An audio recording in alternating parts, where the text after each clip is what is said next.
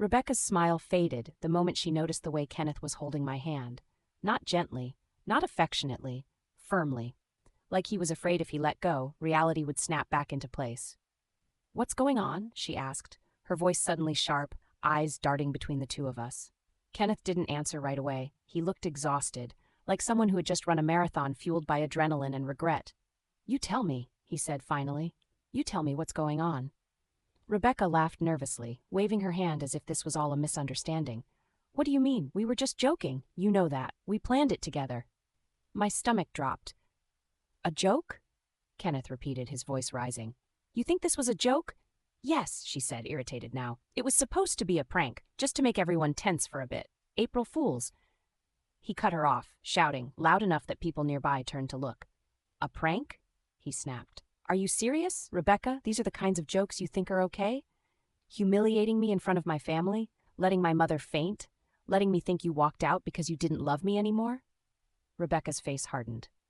"Well, did you just marry another woman 5 minutes after I left?"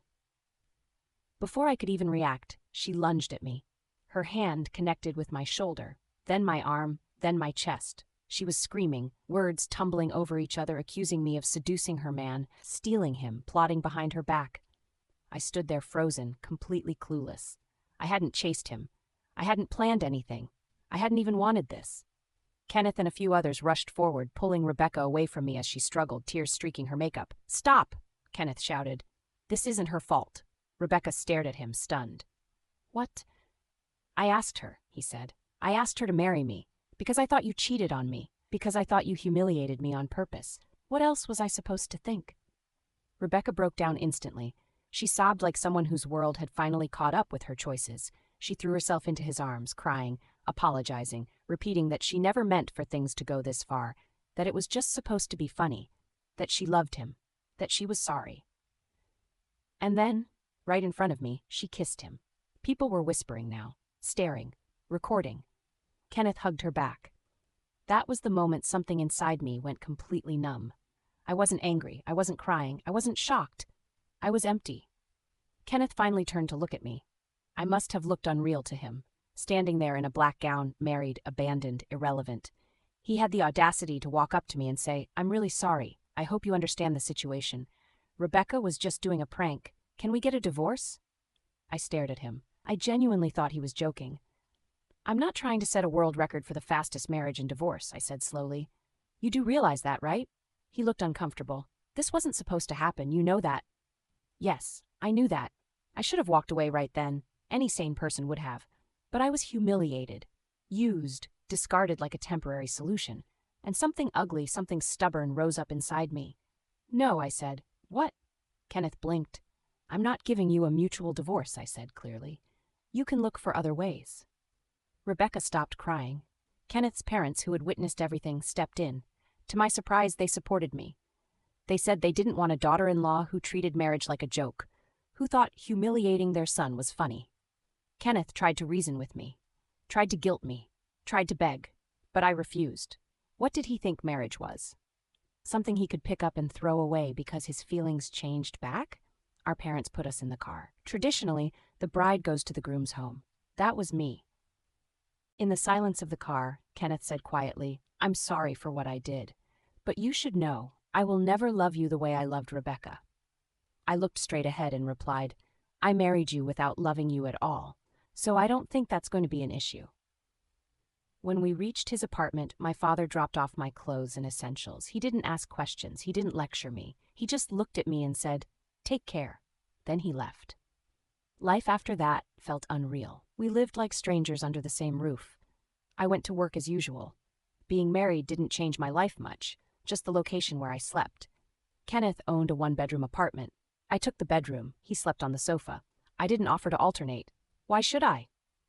He and his girlfriend destroyed my life for a stupid prank and wounded pride. I wasn't going to be the nice, accommodating one. I won't lie, I developed a cold mindset. If this ended in divorce, I wanted compensation. That felt like the bare minimum. We fought constantly, over dishes, over space, over silence. Kenneth would provoke arguments, hoping I'd leave, but I knew exactly what he wanted, so I stayed. I also knew he visited Rebecca often. Some nights, he didn't come home at all. He avoided me like I was a reminder of his mistake. And honestly, he is an asshole. But now I'm asking myself, am I the asshole for staying married to someone who only married me to take revenge on his girlfriend? Sometime later, everything shifted again. Rebecca got a job offer in another city. It was a big opportunity. Better pay, better role, a fresh start. She didn't hesitate to take it. Kenneth promised her that he was seriously working on the divorce papers and that he'd speed things up as soon as possible so they could finally be together without complications. Once Rebecca moved away, something unexpected happened. Kenneth became empty. The constant fights between us reduced drastically. Not because things improved, but because there was no fuel left for anger. He started coming home earlier. He stayed in more. He stopped trying to provoke me into arguments. That's when I realized something I hadn't before. Despite how confident and successful he appeared to the world, he didn't really have friends. No group to crash at. No one to lean on.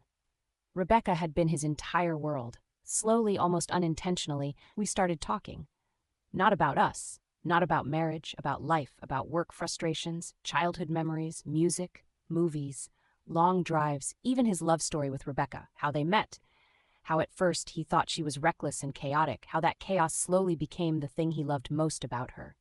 Listening to him talk, I felt something uncomfortable, sympathy, and for the first time, guilt. I started wondering if refusing the divorce had been cruelty disguised as strength. One evening, he told me he had decided to surprise Rebecca with a visit. He said it would be a long drive, almost 14 hours, and casually asked if I wanted to come along. He said we could clear the tension between us during the drive. I agreed. The journey was quiet at first, then oddly warm. Long conversations, shared snacks, silence that didn't feel hostile anymore. Outside, the weather grew colder, the sky heavy and gray. By the time we reached Rebecca's apartment, it was late. Kenneth was smiling like someone clinging to hope. I reached for the doorbell, but he laughed and said, "She's always careless," and turned the knob. The door opened. Inside was chaos. Unwashed clothes scattered everywhere, dishes piled in the sink, food containers left open.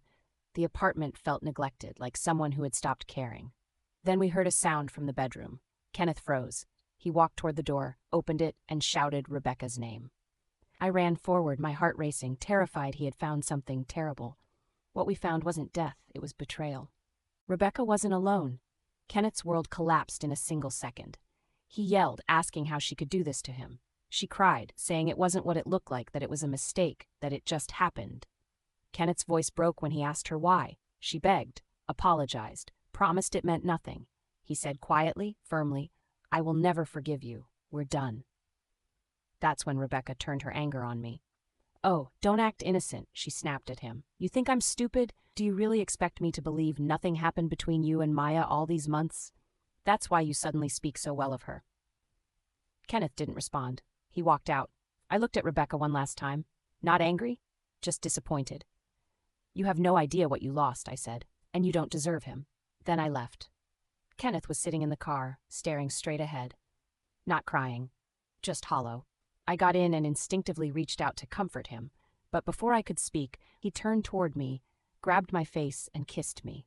It wasn't rushed, it wasn't desperate. It felt like something breaking and something healing at the same time. He pulled back, eyes wet, and said, "On our wedding day, I thought you were my biggest mistake. Now I realize you were my protection. My blessing." He reached into the dashboard, pulled out the divorce papers he had been carrying for months, and threw them out of the window.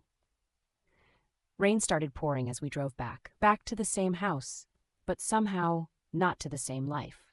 And that's where I'm stuck now, because I didn't plan this. I didn't steal him. I didn't trap him, but I also didn't walk away when I had the chance. So tell me, am I the asshole, or did life just take a turn none of us expected?